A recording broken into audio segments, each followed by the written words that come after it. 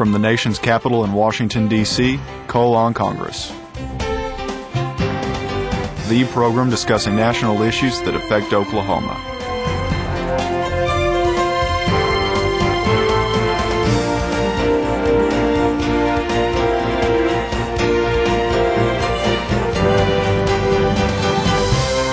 Your host, U.S. Representative Tom Cole. Thank you for joining me today for another edition of Cole on Congress. Today we're privileged to have with us as a special guest from the state of New Mexico, Congresswoman Heather Wilson. Congresswoman Wilson is highly respected in the House, serving on both the Energy and Commerce Committee and the Select Intelligence Committee. Heather graduated from the U.S. Air Force Academy, was a Rhodes Scholar, earned her master's and doctoral degrees in international relations at Oxford University. Representing her district since 1998, Heather is known for her expertise in the subject of intelligence and the need for reform in this area. Heather's background of service to our country and her first-hand understanding of the issues facing our military and intelligence communities have made her one of the most respected voices in Congress on the issues of national security. So we're honored to have her today, and she's a particular favorite of mine. I really do think Heather Wilson is, quite frankly, the best member of Congress. I tell that to people in my state and whenever I have the opportunity. So, Heather, thank you for joining us today. Well, thank you for asking me. It's a pleasure to be with you. Well, I want to start with that unique background, and I'm going to even go further back than the initial, your own biography. You come from a pretty remarkable family, going back certainly to your grandfather, which as far as I know. So if you could tell our audience a little bit about the unusual journey that got you into Congress and particularly the flying and the military academy aspects of that background. My grandfather was an aviator in the First World War. He flew, he was a Scotsman and flew in the First World War. And then after the First World War, there was no work in Scotland, so he emigrated to America. And he became a barnstormer in New England and flew airplanes and opened up little airports and things, and wrote to my grandmother and asked her to come to America to marry him. And she came, and they raised two boys. My father started flying when he was 13, got his flying license when he was 16, went into the Air Force after high school like a lot of guys in his generation, and was a commercial pilot. And so he taught my mom to fly, and then my dad built experimental airplanes, and we had a little house that had 2 bedrooms and a den, and the den was full of airplanes. So I grew up around, literally around aviation and around airplanes. And then when I was a junior in high school, they opened the Air Force Academy to women. And now we ask kids, what's your first, second, third choice for going to a service academy? Well, I only had one. There was West Point and Annapolis were not options in my family, so I went to the Air Force Academy. Well, tell me about that experience. It must have been unique. Obviously, as you said, it was a relatively new thing, particularly when you did it, still relatively new. So you were kind of a pioneer at the military academies. Well, that was in the 3rd class with women at the Air Force Academy. Of course, now the Air Force Academies now had more classes with women than without, because the first class to graduate from the Air Force Academy was a class in 1959. It's where the newest service. But it took a while. When I first arrived there was a big aluminum letters over this archway that you march up through to go to the academy, and it says "Bring me men" over the, which I thought. Is it still there? They finally took it down. At the time I kind of wanted, to climb up there and sign my name and room number, but that wasn't what it was supposed to be about. Well, what experiences did you get there that have shaped your worldview and frankly led you from obviously a very distinguished potential career while it lasted in the Air Force, then you were in the National Security Council, which I want to hear something about too, to today? I mean, I'd always been called to community service, to public service, and whether it's in uniform or out, and believe in the defense of this country. And I think that's something that you get at a service academy. I think the other thing, that if you talk to academy grads about what is it that binds you together with your friends and your classmates, probably in the top 2 or 3 answers you'll get is the honor code, and the sense of integrity being woven throughout your life. And I think I bring that with me. The other thing that I rely on every day is they give you a very broad education. There are some days I sit in committee, and they're talking about regulating the nuclear industry or something on Wall Street, and you're just drawing from every part of a very broad education to cope with the issues that we have to cope with. Well, again, you've been involved in such a range of things. Why, I mean, as you say, you can be called to serve in many ways, but at some point you made the decision to get into elective service, elective politics. It was all a mistake, Tom. Not for the people in your district or the Congress. I married a guy from New Mexico and was in small business there and involved in the community. And my husband and I were foster parents. We have one adopted son who was a foster son. And there was a new governor chosen, and he asked me to run the Children, Youth, and Families Department, the Child Welfare Department. Now, so I had seen this at first from the perspective of a foster parent, and I knew I could make this system better. And if somebody gives you the chance to make the system better and you say no, you give up your right to complain. So I became the Cabinet Secretary for Children in New Mexico. And that wasn't an elected job, but it was certainly a public job and a lot of very difficult problems. And I got to know a guy named Pete Domenici when he was working on juvenile crime. And when my predecessor became very ill with cancer, Senator Domenici called me and said that he thought I should run for the Congress. And I probably should have said no, but I didn't. Had it been something you'd never thought about at all before, about elective office, until Senator Domenici called you? Well, I didn't think that I would like serving in state government as much as I did. I considered it to be a service, but I didn't think I would like it as much as I did. And I really enjoyed state government and administering a department. There are some days when I think that was more satisfying because it takes so long for us to get anything done in the Congress. But I think it goes back to that call to service. And if you think you can make things better and you can serve well, then you have an obligation to try. Well, let's talk a little bit about that. The first opportunity I had to, frankly, interact with you was on the Armed Services Committee, where I know you no longer serve, but you were just such an extraordinarily brilliant member, because most of us were there because we represent areas that have a strong military presence. I've got 2 large bases in my area, a lot of veterans. It's the appropriate place for me to be from a district standpoint. But you brought and bring to all these issues a really unique perspective and expertise in the defense of our country.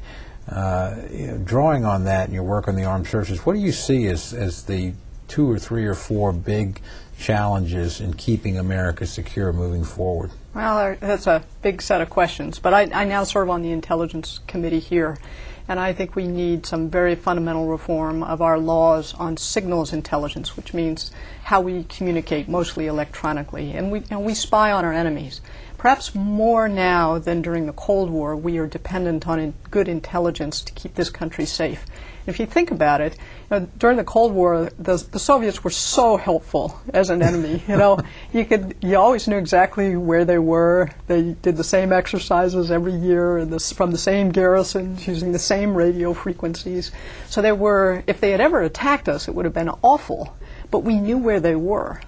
The problem now is kind of reversed. In the war on terrorism, it's like a Where's Waldo problem. They're hiding in plain sight.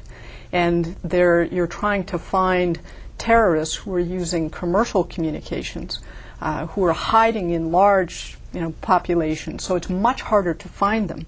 If you can find them, you can capture them or kill them. But the difficult problem is finding them. So the intelligence problem is much more difficult than it was in the Cold War. And our laws have not kept pace with changes in technology. And that's one of the things that we're working very hard on here with a lot of resistance from Democrats to update our foreign intelligence laws. What are the kinds of changes, in your opinion, we need to make and can afford to make and maintain the delicate balance between security of the country and individual liberties, where I know there's a lot of concern? Yeah, there is. But the most important change we need to make doesn't impact American civil liberties at all. Because of changes in technology, the laws that were written back in 1978 said that you need a warrant to touch a wire inside the United States. Well, that was because in 1978 almost all short-haul communications, local calls, were on wires. Almost all long-haul communications were over the air, and there's almost no protection at all for over-the-air communications for collecting foreign intelligence. And now that's completely reversed. So we're actually protecting over-the-air communications, where we're actually protecting long-haul communications, trying to we need to get warrants to get foreign intelligence off of U.S. networks. And we need to change that so that if somebody is a foreigner in a foreign country, we shouldn't need to get a warrant in America to collect intelligence on them. That just doesn't make any sense. What are the other kinds of technology changes that you see that impact, again, this area? I think one of the other things we're trying to grapple with in the intelligence community is the flood of information or the flood of data, and making that data immediately accessible in a shared way. You have analysts in a lot of different agencies looking at specific problems, and for those analysts to quickly get information from open sources and also from classified sources so that they can rapidly react to a changing situation in the world.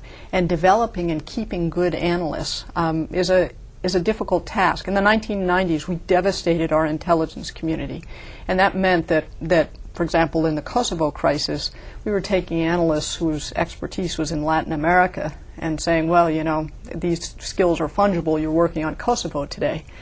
In real life, that does not work.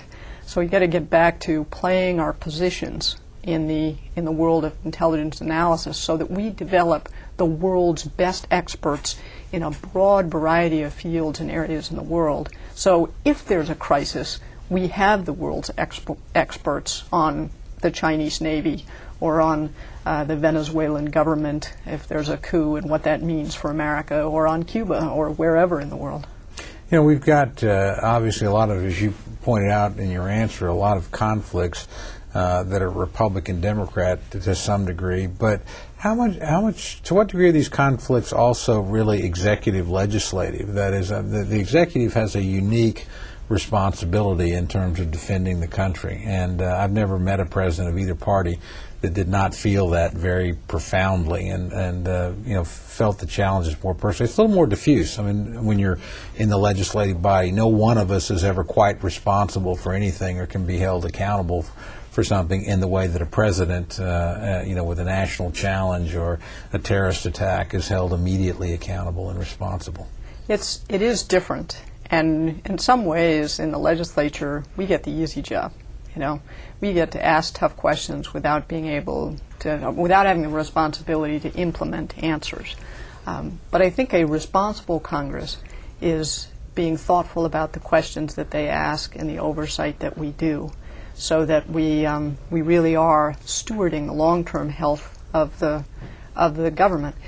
In both armed services work and in intelligence work on the Congress, we really look a lot more long-term than the executive branch ever can. They're looking 4 years or 8 years. The programs you and I are working on, we're laying the groundwork for something we may develop and may get to a soldier 10 or 15 years from now. And we have to take that longer-term view. In terms of, thinking longer term, and let me move you just slightly away from the area of intelligence now, toward your view of the development of the force. We've had terrific debates recently in terms of the size of the American military. I don't think there's much doubt that unit for unit, soldier for soldier, it's the most proficient military the country has ever fielded and probably in the history of the world. But there are serious questions about whether or not it's large enough, given the nature of the challenge we face. What's your view on that? It's nowhere near large enough. In the 1990s, we went from an army of 18 divisions down to 10, and we're building back up. But it was the Congress, over the objections of the Pentagon, that said we must increase the size of the Army and the Marine Corps. And you and I did that, 3-4 years ago now. It said, no, we really need to do this because we're burning out our people. And now Secretary Gates has come in and said, yes, we need to make that change permanent and increase some more, because it's a dangerous world. And while we have very, very capable soldiers, they're also stretched thin. And I think we're asking a great deal of a very small number of Americans. Do you think it's possible to achieve that force in an all-volunteer fashion, or is conscription something that should be on the table? I think we can do it. We had an all-volunteer force of 18 divisions. we can certainly sustain an all-volunteer force of 12 or 13, 14 division equivalents. We did all the way through the 70s, the 80s, the 90s, and right up until they started drawing down the force after the collapse of the Soviet Union. And I also believe that it is a much more capable force. Its average age is higher, the motivation is higher. You get a different kind of soldier when they're there because they want to be there and they're committed to the profession than if you just, somebody's number comes up when they're 18. Really is a more expensive kind of force too. My dad was a career non-com, and when he was a master sergeant in the late 50s, only about 25% of the service was married. Most of it was short-term people in for 2 years and out. I mean, today you're looking at 65% married force. Obviously now, 1 in 7 soldiers is female. Again, fundamentally different. And I remember as a very young kid us making a family decision, literally in 1960. My dad had finished 20 years, and we had a big family conference. Should he continue his career? He's 40 years old, and he loved the Air Force. He loved, being around airplanes, and so he voted yes. And of course, that was enough for my brother and I. So it was 3. We had 3 yes votes, but there was 1 no vote, and her name was Mom. I was 11. At said the time. yes. And she said no, and she had a very practical reason. She said, look, if you stay another 10 years, your retirement pay goes up exactly at that point, only about $10 a month. It's been changed since then. And so there was an incentive to leave. So the Air Force lost a career non-com who was really, actually, I think he was the number 3 in seniority because he joined the old Army Air Corps at that time. In the service, and he went on and worked at Tinker Air Force Base for 20 years. But those kind of decisions are real life decisions, and how do you structure a military that mom votes yes instead of no, or the spouse votes yes instead of no? Part of that is supporting the family. When the one family member is deployed, making sure that as a community we wrap our arms around the family that stays here at home. And that's one of the things I kind of worry about is in World War II, 1 in 10 Americans served in uniform. I mean, you think about that. It meant that every 3rd house on the block had a blue star in the window. Today, it's 2 in 1,000. So to find somebody in your neighborhood to relate to who's got somebody in their immediate family in uniform, that's 167 houses away, So the burden is spread and is much more diffuse, but so is the sense of support and understanding in the community. And I worry about that not everybody has a sense of commitment to the military or somebody personally involved, but also there's less of an understanding if your neighbor has somebody serving of what it's like and how to help. It is such a terrific challenge because the nature of the Second World War was a great war of national survival and really did call on every American. Americans didn't have any doubt who the good guys and the bad guys were and the level of support that was going to be necessary to be successful. Now you face a much more agile, in some ways, in terms of being able to strike the homeland, more dangerous enemy just because of technology. And yet you don't really need you need a larger military, but you don't need a 16 million person military or whatever it was at the height of the Second World War. But the one thing we didn't do after 9/11 that I think looking back was a missed opportunity was to enlist the American people in civic service and in community service, because everyone said, what can I do? The lines around the block at the blood banks, and people want to contribute to their community. And so tapping into that desire to serve, whether it's just household readiness, do you have a plan, do you have 2 jugs of water in the garage, all those kind of things, to how to volunteer. What can you do? And an opportunity then, I think, even more than now, to have called for a larger military. We were very slow as a country to understand that it was going to take a larger, organization to sustain the operations tempo. We certainly never counted on a war as long in Iraq or that would call for this many soldiers in Iraq that we had. But that great missed opportunity to call to serve at that point, I think, is something that will haunt us for a long time to come. What, speaking of Iraq, again, you're one of our military experts. What's your assessment of the situation now, and what should we look at going forward? Well, I told the President in January, I recommended to him a different course. I hope that he's right and I'm wrong. I was skeptical about whether a surge into Baghdad would reduce the sectarian violence between Sunni and Shia, but very strongly believe that we needed to intensify our efforts in the Sunni parts of Iraq, particularly Anbar province and Diyala province, to working with the tribes to make Al Qaeda unwelcome in those parts of the country. And Al Qaeda is a radical Sunni movement. They're already not welcome in the Shiite parts of Iraq, and Iraq is 70% Shiite. So the problem in Iraq is that the central government is very, very weak, and they have not shown any willingness to take advantage of the space and time that American soldiers have bought them to reconcile the Sunni and Shiite factions. So I'm skeptical that this surge in Baghdad will work because the Iraqi government's not taking advantage of it. I think it is more important for us to focus on what America's vital interests are in Iraq, and that is first and foremost making sure it's not a safe haven for Al Qaeda, and making sure it's not a source of instability in the region. That doesn't mean that we have to sort out the problems between Shiite and Sunni neighborhood by neighborhood in Baghdad. And there are some things that if the Iraqis will not do them, we cannot do them for them. So I think we need to refocus our efforts on what's vital to America's national interests. I think that will almost come by that we have had, and I'm not sure that we're particularly responsible for it, but the last several months we have seen a turnaround in Anbar province, which just simply may be Sunnis making up their mind that this is not a way forward. This is not taking them toward a future that they want to live in. And we have seen not a decline in violence, but a decline of sectarian violence a little bit in Baghdad. But at the end of the day, again, I agree very much. We can buy them some time, and I think we've done that. But it's really going to be up to Iraqi politicians and the Iraqi political elite to find a way forward. Given the size of our force, I would expect, unlike your opinion on this, that our numbers are coming down regardless. We can't sustain this level, much into 2008. So I think numbers begin to come down at some point. The real question is to what level and what's the remaining mission. Yeah, and that's the key. We can't sustain at this level for very far into the next year.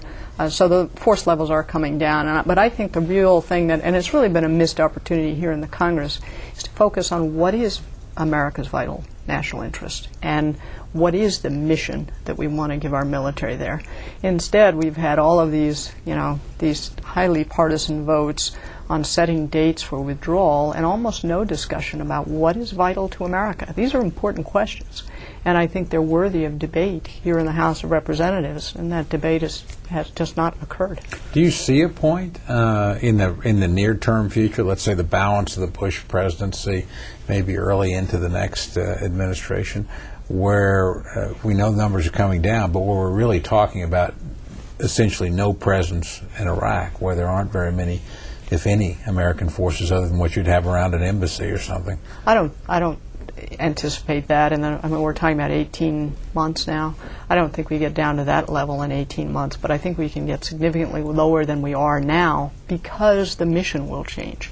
The whole western part of Iraq, Anbar province, which is where there's a high concentration of Sunnis, it's only 1.2 million people there. That's not where the concentration of people are, but that is the area where, if Al Qaeda seeks a safe haven, that's it. So working with those tribal entities there has to be a long-term commitment, just as we've done in other parts of the world. And I think the thing that bothers Americans isn't that we have forces overseas. We have forces overseas in dozens of countries. It's, are they safe? Do we believe in their mission? And is it vital to America? And it's the casualties in the sense of, are we on the right track here? It bothers Americans, not that we have troops overseas. We've had that since the end of World War II. Yeah, it seems to be a permanent feature now. Let's take the focus outside of Iraq, because I'd be very interested in your view of the region. Obviously, we're engaged in Afghanistan, where there's concern that the Taliban is coming back, and we're keeping a pretty watchful eye on northwest Pakistan, where we believe there's strong. Maybe that's where core Al Qaeda is now located. How do you see us able to contain and deal with this threat over the region, assuming our numbers come down in Iraq and we have some presence, but that's no longer the main focus? It's going to be using all of our elements of national power over a long period of time. Our intelligence, our financial networks, our diplomacy, our law enforcement, and our military, particularly special operations forces. All of us are increasingly worried about, they're called the federally administered tribal areas in Pakistan. They're just on the border between Pakistan and Afghanistan, and worried that Al Qaeda may have a new safe haven there. They shouldn't have a safe haven there or anywhere. And United States forces, the intelligence and military, and working with the Pakistanis if they'll work with us. But frankly, we go after them wherever they are. There is no such thing as a safe haven for Al Qaeda, and we cannot allow that to happen. Do you see much hope in the Arab and more broadly the Muslim world? Because obviously when we talk about Iran, we're talking about a Persian power, not an Arab power. That there can be stability within that region that is not imposed from the outside. In other words, they can find some way to have a hopeful future that doesn't breed the kind of Al Qaeda terrorism. Obviously, I do. I mean, you look at Turkey, which is 98% Muslim, is a largely stable democracy. Jordan as well. Egypt has some stability, although a lot of the Al Qaeda movements and the leaders of it came from Egypt and the Sudan and the Horn of Africa. There are obviously challenges in this region of the world, but I also think that there are opportunities too that come along with that, and we need to be working both sides of the equation. Heather, I could talk with you all day, but we are running out of time, and I wanted to thank you for coming in today, joining us on the show. I appreciate more than I can say, frankly, your service to the House of Representatives, but more profoundly, your service to our country. Nobody, frankly, thinks more seriously about the security of the United States in this body than you do. And I think our nation, frankly, is very much in your debt and needs to rely very heavily on your expertise and your intelligence as we go forward. You're really one of the few voices on both sides of the aisle that people listen to with a great deal of respect, because you're thoughtful, you're patriotic, and you're balanced in your view. So thanks for being here. I really appreciate it. Thank you. Thanks for having me. You're welcome.